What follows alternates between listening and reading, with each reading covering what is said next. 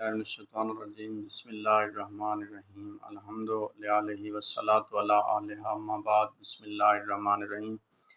دوستان عزیز، آج کا یہ سیشن، آج کا یہ ایپیسوڈ جو میں نے بے پردہ عورت کی مذمت کے بارے میں آپ سے شیئر کر رہا ہوں بحوالہ حدیث رسول ثقلین کتب اہل سنت حافظ شمس الدین اس کی کتاب الکبائر سے یہ حدیث نقل کر رہا ہوں۔ پچھلے ایپیسوڈ میں نے آپ کو بتایا تھا کہ اللہ کے رسول معراج پر گئے اور معراج پر کچھ عورتوں کو وادی جہنم میں معذب عذاب دیکھا،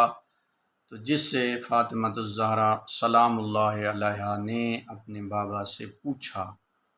تو حضور علیہ السلام نے ان کی وجہ اور ان کی علت اور ان کے اسباب بتائے کہ وہ کون سی عورتیں تھیں، جن میں سے 4 یہ ہیں کہ وہ خدا کی اطاعت کا جذبہ کم رکھتی تھیں، دوسرا رسول کی تابعداری کا جذبہ کم تھا، تیسرا اپنے شوہر کی نافرمانی ان میں بہت زیادہ تھیں، چوتھی بات یہ تھی کہ جب وہ گھر سے نکلتیں تو اپنے آپ کو بن ٹھن سنوار کے نکلتی، جس سے دوسرے لوگ محظوظ ہوتے اور وہ گنہگار ہوتی۔ تو پاک پیغمبر علیہ السلام کی دختر نے سوال کیا، یا رسول اللہ، وہ کون سی عورت تھی جو زبان کے بل لٹکی ہوئی تھی؟ اس کا جرم، تو حضور علیہ السلام نے فرمایا اس کا جرم یہ تھا کہ وہ جو بالوں کے بل لٹکی ہوئی تھی، اس کا جرم یہ تھا کہ وہ اپنے گھر اور باہر جب بھی چلتی ننگے سر چلتی، اپنی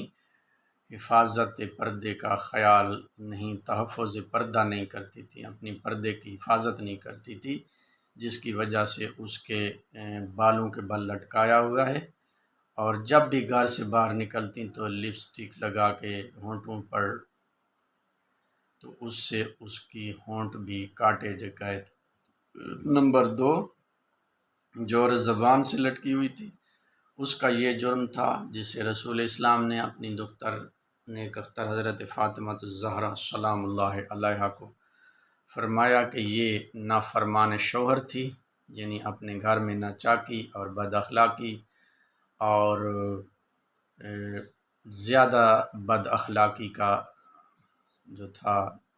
گمان تھا، جس کی وجہ سے یہ زبان کے بل لٹکی ہوئی تھی۔ تیسری عورت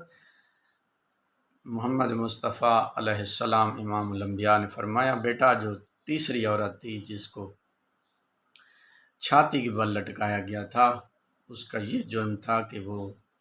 نجاسات میں زیادہ رہتی تھی۔ یعنی اگر میں بادب جملوں میں یہ کہوں تو رسول اسلام یہ فرمانا چاہ رہے تھے کہ بیٹا وہ نجاسات میں طہارت کا خیال نہیں رکھتی تھی، یعنی حیض و نفاس میں جب وہ ہوتی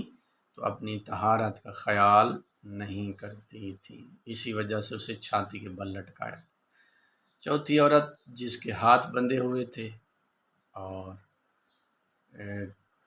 ہاتھ سینے کے پاس بندھے ہوئے تھے اور ہاتھ جو تھے وہ پیشانی کے بل بندھے ہوئے تھے،